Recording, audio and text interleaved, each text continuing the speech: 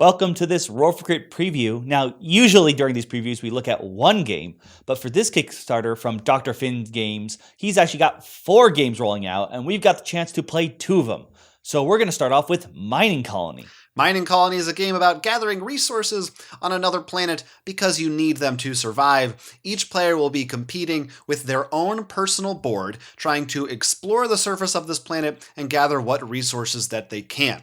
At the start of each round, a set of tiles will be laid out that players will be able to choose from, but the order that you choose them in is determined by another set of cards that you will hold in your hand. Each player will have 3 number cards in their hand at the start of the turn. You will choose one to secretly play, put it face down, and put the other 2 on the bottom of your deck. Then when everyone's ready, they'll all flip their cards over, and whoever has the highest number gets to choose one of those areas on the board first. Whichever area you pick, you get to take whatever tiles and resources are there and place them as you see fit on your own board. Now, the tiles have to be placed adjacent to existing areas that have already been developed, either next to tiles that are on the board from a previous round or some starting areas that have been filled in when the game begins.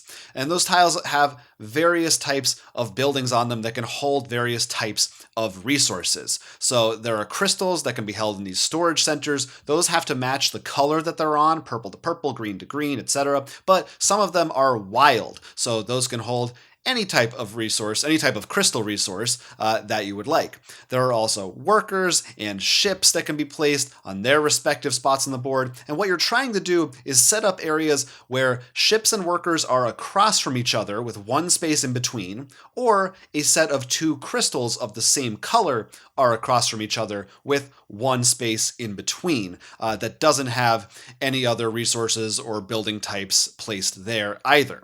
If you're able to do that, then you will get either an outpost or a science center of the matching color. You get to place it right there, and those are worth points at the end of the game. Those are first come, first serve, so if someone gets to a color you're going for before you're able to, you're out of luck. You got to find a different way to score points. You can also get credits. You can spend them to get one of these little extra tiles over here and place it on top of one of your tiles on the board. You could cover something up if you really want a building in a certain location to help you out, or maybe you even want an empty space somewhere that already had something developed on it previously. If you happen to take a resource and you don't have a place that you'd like to put it yet, or a place you can put it yet, you have some storage space at the top of your board where you can hold things until a later time. Once everyone has chosen their pieces and placed them, then you discard the cards that you played for that round and start a new one. The game ends after 10 rounds, at which time you will get points for all of the things that are on your board. You will lose points for any spaces that you didn't manage to fill in, and you can also get a couple extra points if you have any credits left over. You're also going to get points for what excavation cards you have left. As you see, when you pick 3 and you choose a number, you'd assume you'd always choose your highest number. But let's say you keep going through your deck like that, you're going to end up with 2 cards at the end, and whoever has the highest numbers is going to get an additional bonus in victory points. So if you did save those 40s, for example, you're more likely to get those points at the end. So there's going to be a balance of whether you use your highest value card to make sure you get the tiles or resources you want versus saving it to the end for victory points. Yeah. So this is one of those games where everyone has their own personal board and you're doing tile placement. But like the other game that we played for this Kickstarter, and I assume even the ones we haven't played, it's a smaller, lighter affair, plays pretty quickly, fairly simply. And it's all about trying to match things up and buy things in the right order and kind of fulfill your own personal little puzzle on your board, while also in a way potentially racing against the other players to make sure they don't get the things you want before you're ready for them to have them. Yeah, these structures are worth a lot of points, and there's always a number of each kind of structure equal to number of players minus 1. So not everyone could get the purple science building. Not everyone can get the red building. There is a chance that other people take them, and it can be annoying. So it's this really interesting puzzle also of like, when do you get the right tiles, and looking at if maybe this tile might not be great for you, but you know someone was just needing that landing pad so they can build their black structure, for example, because they didn't have that set up. So there is a bit of drafting hate that can go on there as well, which is really fun. And a few things I want to quickly point out. First off, let me just clear this board. There are alternate starting sides, which could shake things up.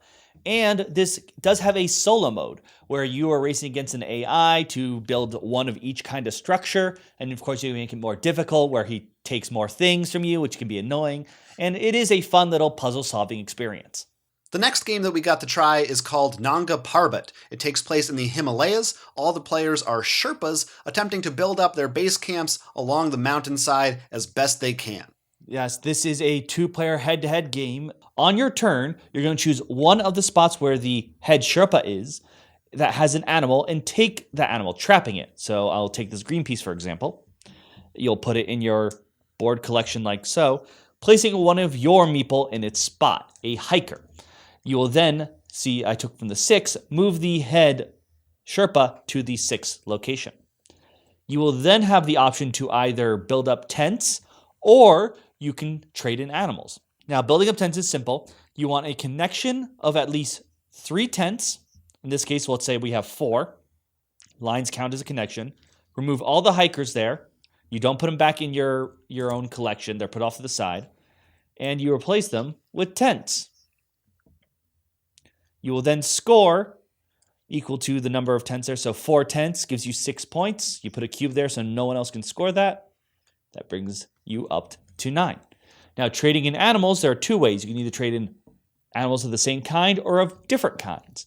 You simply take those animals from either side of this, which I'll get to afterwards, put them off to the side, and that was 3 of the same. So put that there, score, and that would score 4 points. Now, you can only do one or the other. You can't score a bunch at the same time. So, right, in this case, that would have been illegal. Now, as for these animals, they actually have special abilities. These could be traded in at any time. You just move them down for the ability. This lets you move the head Sherpa. This lets you swap animals from different locations. This swaps an animal with a person that are adjacent, and this swaps 2 adjacent people. So if you really wanted to mess up that connection, for example, you just move it down. And as I showed before, it doesn't matter when you trade them in, so you don't have to worry about if you use their special ability that you won't be able to use them for points. You can still trade in these 3 yak to get those points.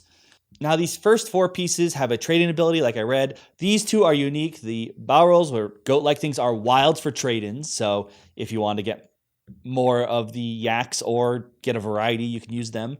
The red pandas, when you get them, if you're behind or equal to your opponent's score, you get more victory points. So they're a bit of a catch-up mechanic. You're going to continue this until all your hikers have been placed. Remember, when you trade them in for tents, they don't go back. They go discarded to the side. So that's 15 of your little hikers everyone's going to place. You'll see who has the most points, and you are the best Sherpa community. This game is all about reading your opponent and planning sometimes multiple moves ahead, because everything that you do could impact what the other player can do. So when you take something, if you take it from the 2 or the 3, that means you're sending the Sherpa to that area, and that means that the next player is going to be choosing from that area. So you have to figure out, well, maybe there's a spot there that they've been working on, or there's an animal they need there, or one that I need there, and I don't want them to go there. So I might even want to take a less than ideal animal just because it's going to send it somewhere else. Or maybe I'll try to even think ahead and do a little mind reading and say, I'm pretty sure they want that red animal, so I want to send them to this place because that red animal will send me to the number that I want for my next turn. Things like that you can kind of play around with, while also essentially it's like I guess area control mixed with set collecting, and again on a lighter scale like the other game. In addition, the different things you can score, you notice I've been covering them with a cube, means you can sort of lock them in. If you know that they're about to get that 7 of a kind, and you just happen to have a lot of the blue animals, maybe you trade that in and take that from them, whatever the case may be. In particular, the ones at the end both require the same amount of 3 of a kind. So let's say you happen to have 3 red pandas and you notice that space is available. You want to capture the one worth more points first, meaning you're going to force your opponents on the weaker trade-offs.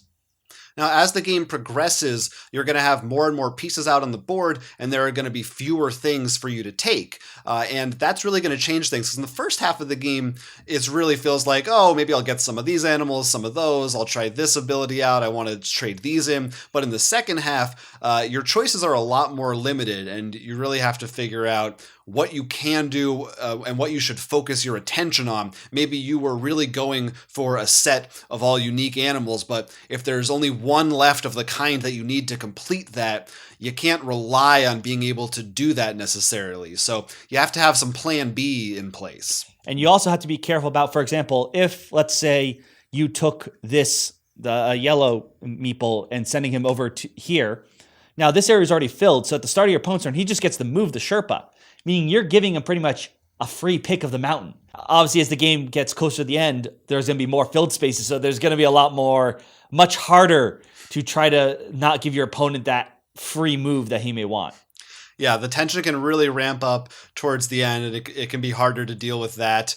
And your choices will be a lot trickier as to what you decide to do. Really interesting two-player game, I think, that plays pretty quickly, but definitely has a fair bit of strategy to it, as we found. Can have some nail-biting moments. These adjacent spots are something that are really fun to trick opponents with. Jonathan actually tricked me. I didn't think he had a very long train for tents, but I didn't realize he connected to a line, meaning he got like the 8 points there. It totally threw me off guard. Yeah, you gotta be careful. You gotta be focused. You gotta pay attention to what they're doing. And yeah, like you said, those abilities too can really change the game. So this is Nanga Parbat, and we also looked at Mining Colony, just 2 of the 4 games that are going to be in this Kickstarter launching later in July. I think we enjoyed both of them. Personally, I think I liked Nanga Parbat a little bit more. I enjoyed the style of it. I liked it a little bit better than the first one, but they're both light, simple games that are easy to set up and teach. I think along with the other 2, I assume, are kind of a nice set of lighter games you can introduce to people. I think partially the Nanga Parbat, if I pronounce that incorrectly, I'm apologizing, was really fun because we don't play as many 2-player games. I thought this worked out really well. There's no randomness at all. It's really thinking about what your opponent's going to want, what you're going to need, and how can you either make sure your opponent has to do a suboptimal move, or how you can make sure you get what you want without your opponent taking that from you. Mining Colony, I still had a lot of fun with, especially because it also includes a solo mode, meaning there's a much larger range of players that game can support. But I really love the deck mechanic of you may want to use those high cards to win sort of like an auction when the pieces are out. But if you save those higher cards at the end for points, it becomes really interesting what people use to. Because if you notice, he used his high 40 card, that means I can use mine because I know he can't beat me with that. So there's a bit more paying attention to what people use there too as well, which I thought was pretty enjoyable.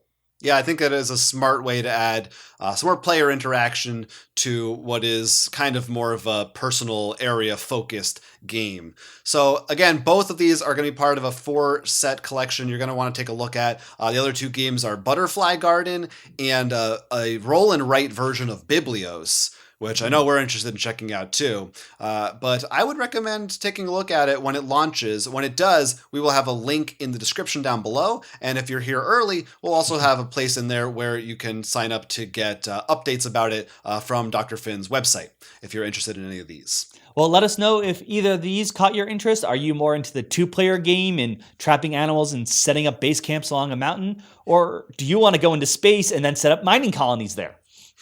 Tough choice, tough call. Let us know in the comments down below. Until next time, I'm Jonathan. I'm Will. And this was a Roll for Crit preview.